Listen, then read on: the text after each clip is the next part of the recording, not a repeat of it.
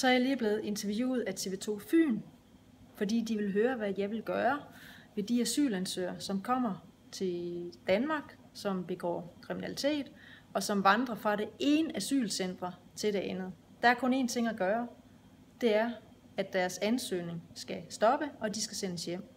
Og så er jeg sådan set ligeglad med, hvor de kommer fra, og hvad de skal hjem til. Så er der mange, der siger, jamen det kan de ikke på grund af konventionerne. Men hvis konventionerne de står i vejen for den politik, der skal føres, så må vi naturligvis ændre konventionerne. Men det er der pt. Ikke opbakning til på Christiansborg. Der sidder stadigvæk politikere, som synes, ej, det er da synd for de her drenge.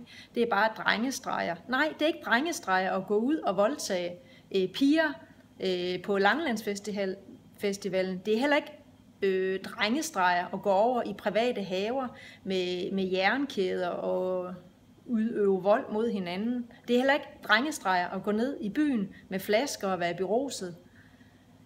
Og jeg er så træt af, at ledelsen på Langeland, som driver 17 asylcentre, og Udlændingsstyrelsen bliver ved med at sige, at det her det er enkeltstående tilfælde, og det her det er bare små drengestreger.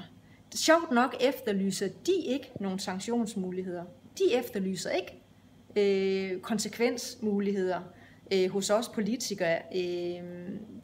De gentagne gange, der har minister, både under en blå og rød regering, været kaldt i samråd, fordi de her problematikker har været her på asylcentrene. Og hver eneste gang, så bliver der sagt fra Udlændingsstyrelsens side, at der er ingen store problemer, og statistikkerne viser det og det og det. Men det, jeg hører fra medarbejderne over på Tullebølle asylcentre, det er, at halvdelen af gangen bliver de her ting ikke engang indberettet. Og hver gang vi har en kompetent medarbejder, som stiller sig op og gør noget i forhold til de her ustyrlige drenge, som er uden for pædagogisk rækkevidde, så bliver de fyret. Ledelsen gør ingenting. Ledelsen synes, det er fint at sige, men vi kan ikke, de må gerne rende ud, og vi kan ikke gøre noget. Men at efterlyse nogle sanktionsmuligheder, det har jeg aldrig hørt. Det, der så sker med de 4-5 drenge, som nu er blevet flyttet fra Tullebølle asylcentre, er, at de er bare flyttet til Hundstrup asylcentre. Jamen, det hjælper jo ikke bare at sige, at nu kan du pakke din taske og sætte dig ind i taxaen, så bliver der kørt et andet sted hen.